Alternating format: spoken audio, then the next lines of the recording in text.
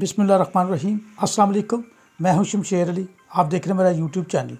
साबिक वज़ीर-ए-आज़म इमरान खान की जानिब से अमरीकी साजिश के बयानिए को छोड़कर आगे बढ़ने के बयान ने एक बार फिर मुल्की सियासत में बोलचाल सा बर्पा कर दिया है।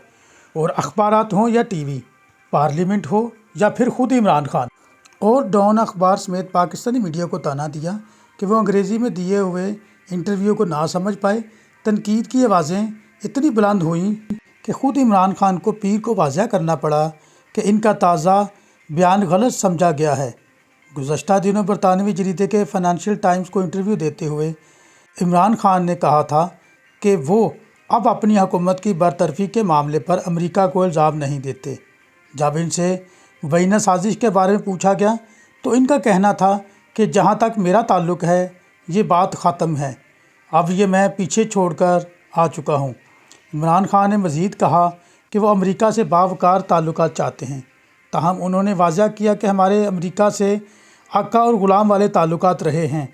हमें किराए के हथियार के तौर पर इस्तेमाल किया गया है, लेकिन इन सब बातों के लिए मैं अमेरिका से ज़्यादा अपने मुल्क की हुकूमतों को इल्ज़ाम देता हूँ। इंटरव्यू में इमरान खान ने एतराफ़ किया कि रवां साल फरवरी में यूक्रेन के हमले से एक दिन कबल इनका दौरा रूस शर्मिंदगी का बायस बना। ताहम इनका कहना था कि इस दौरे का एहतमाम महीनों पहले किया गया।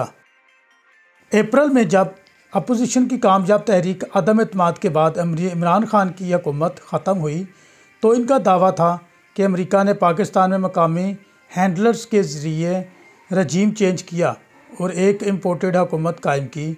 उन्होंने इसे ग़ुलामी करार दिया और अपनी हकीकी आज़ादी की जंग शुरू करने का ऐलान किया था।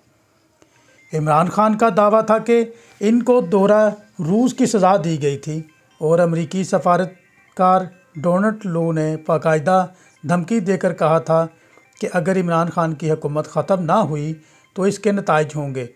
ताहम चंद माह पहले उन्होंने एक अमेरिकी लॉबिंग फर्म हायर की थी जिससे अंदिया मिला था कि वो अब अमेरिका से बेहतर ताल्लुकात चाहते हैं। इमरान खान के इंटरव्यू को पाकिस्तान के तकरीबन तमाम बड़े अखबारात ने शह सुर्खियों के साथ शाया किया और ये टीवी चैनल हेडलाइंस में रहा। सोशल मीडिया और पाकिस्तान की कौमी असम्बली में भी इस इंटरव्यू का ही तस्करा रहा। इनके इंटरव्यू के रद्द-ए-अमल में पाकिस्तान के वज़ीर दिफा ख्वाजा मोहम्मद आसिफ का कहना था कि इमरान खान पहली बार नहीं मुकर रहे, वो हर चीज़ से मुकर जाते हैं।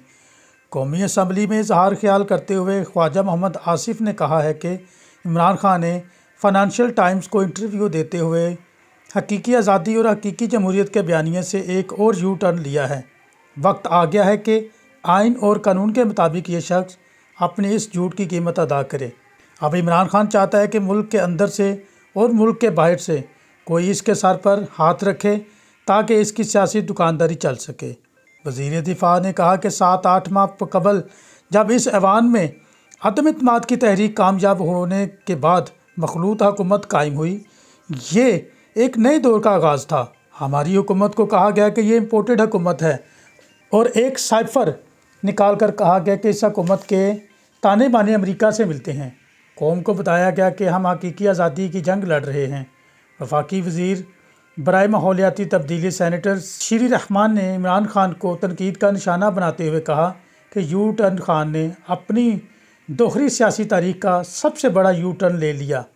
मफरूज़े पर मबनी बैरूनी साजिश का ढोंग रचाकर पाकिस्तान को सफारती नुकसान पहुँचाकर अब कहते हैं कि साइफर का मामला पीछे रह गया है, अब इल्ज़ाम नहीं लगाऊंगा।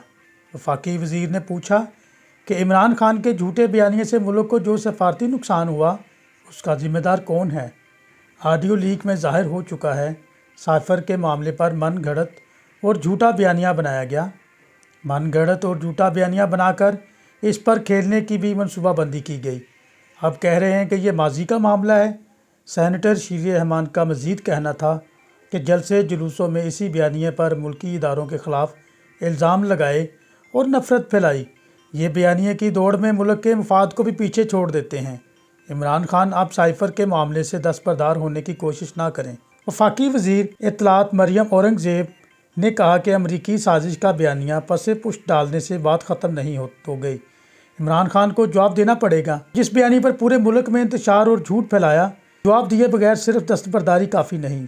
आज इमरान खान सवाल नहीं बल्कि आज इमरान खान की बात पर यकीन वालों के लिए सवालिया निशान है।